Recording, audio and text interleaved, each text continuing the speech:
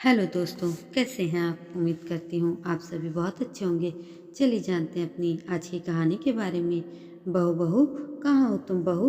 विमला जी अपनी बहू सुमित्रा को ढूंढते हुए सुमित्रा के कमरे में घुस गईं और घुसते ही उन्होंने अपनी आंखें बंद कर ली, क्योंकि उन्होंने देखा सुमित्रा बिना कपड़ों के बिस्तर पे बैठी है। सुमित्रा बोली, क्या बात है माँ जी? छी छी बहू, तुम्हारे कपड़े कहाँ हैं? तुम बिना कपड़ों के क्यों बैठी हो? गर्मी की वजह से माँ जी। हाय गर्मी। तब विमला जी ने कहा, हाय गर्मी नहीं, हाय है बहू, कोई देख लेगा तो क्या कहेगा? सुमित्रा बोली, देखने दीजिए ना माँ जी, ये कोई नई चीज़ है क्या? हाँ हाँ, बड़ी ही बेशर्म हो तुम तो। विमला जी गुस्से से लाल हो गई। विमला जी को तो एक संस्कारी बहू चाहिए थी, लेकिन उनका बेटा राजीव शहर गया कॉलेज में पढ़ाई करने के लिए, और वहीं राजीव को मिल गई सुमित्रा। सुमित्रा शहर की लड़की थी, अमीर बाप की इकलौती बेटी, जिसे कभी समाज की परवाह नहीं थी। सुमित्रा ने राजीव से कहा, राजीव, मैं तुमसे प्यार करने लगी हूँ। राजीव बोला, लेकिन क्यों? मैं तो तुम्हारी बिरादरी का भी नहीं हूँ। तो क्या हुआ?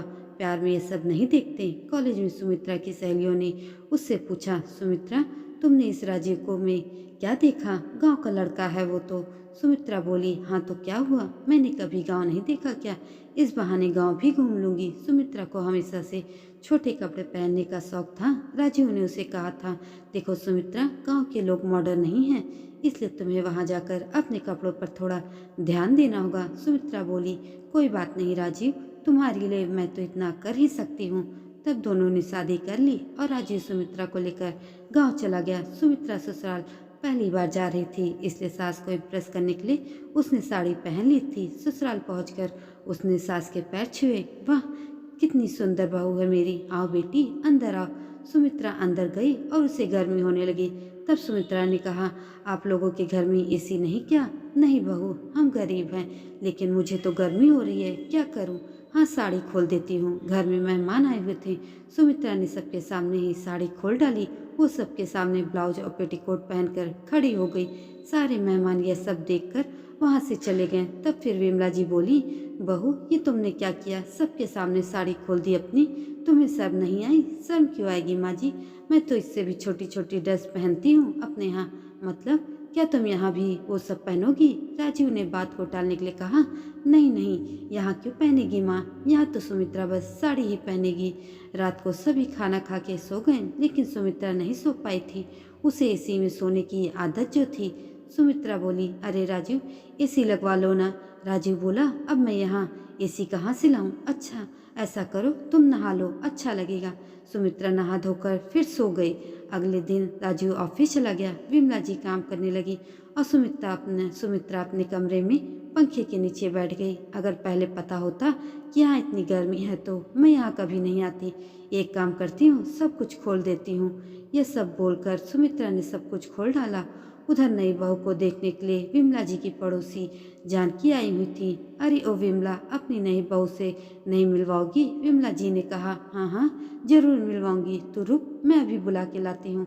विमला जी सुमित्रा को बुलाने गईं और जाके देखा कि सुमित्रा तो बिना कपड़ों के बैठी हुई है। दोनों में बातचीत होने लगी और इतने में जानकी खुद वहाँ चली आई। अरे इतनी देर क्यों हो रही है भाई? अरे ये क्या? जानकी की आंखें जैसे बाहर आ गईं। जानकी बोली, अरे बाप रे, सुना था राजीव की बीवी मॉडर्न है, ये तो कुछ ज्यादा ही मॉडर्न निकली। यह बोलकर जानकी वहाँ से भाग गई। दोपहर को सुमित्रा ने कहा, माँ जी, मुझे अभी बाजार जाना है, कुछ खरीदना है मुझे। विमला जी बोली, लेकिन इन कपड़ों में ही बाहर जाओगी क्या? सुमित्रा बोली, हाँ तो क्या हो गया? सुमित्रा टॉप हॉट पैंट पहनकर बाहर चली गई। सारे गांव के लोग आंखें बड़ी कर करके देख रहे थे उसे। तभी एक आदमी बोला, अरे ये तो राजीव की बीवी है ना? दूसरे आदमी ने कहा, अरे हाँ भाई, सुना है, ये तो घर में बिना कपड़ों के ही घूमती है। अरे वाह, फिर तो देखना पड़ेगा। अगले दिन दोनों आदमी सुबह सुबह ही उनके घर के बाहर चले आए और दोनों खिड़की से अंदर झांकने लगे। सुमित्रा बिना कपड़ों के बैठी हुई थी। तब दोनों ने मोबाइल फोन से उसका वीडियो बना लिया। अब इस वीडियो को दिखाकर राजीव से हम पैसे लेंगे। शाम को जब राजीव घर लौट रहा था, इतने में दोनों उसके सामने आ गए और वीडियो दिखाकर कहने लगे, राजीव पैसे दे, नहीं तो ये वीडियो वायरल कर दूंगा। राजीव ने पैसे देकर वीडियो डिलीट करवाया और घर लौटकर सुमित्रा को सब कुछ बताया और कहा, कि सुमित्रा, मॉडर्न होना अच्छी बात है लेकिन बेशर्म होना नहीं। अगर ऐसा बार बार होगा तो क्या होगा, सोचा है तुमने? सुमित्रा बोली। माफ़ कर दीजिए, आगे से ऐसा बिल्कुल भी नहीं होगा। मुझे सब कुछ समझ आ गया है राजीव। सुमित्रा ने गांव के तौर तरीकों को धीरे धीरे समझा और खुशी खुशी रहने लगी। उसे समझ आ गया कि बुजुर्ग लोग सही कहते थे, जैसा देश वैसा भेष। दोस्तों, ये कहानी आपको कैसी लगी नीचे कमेंट में हमें ज़रूर बताएं और ऐसी ही मज़ेदार कहानियों के लिए मेरे चैनल को सब्सक्राइब भी ज़रूर कर दीजिएगा। धन्यवाद।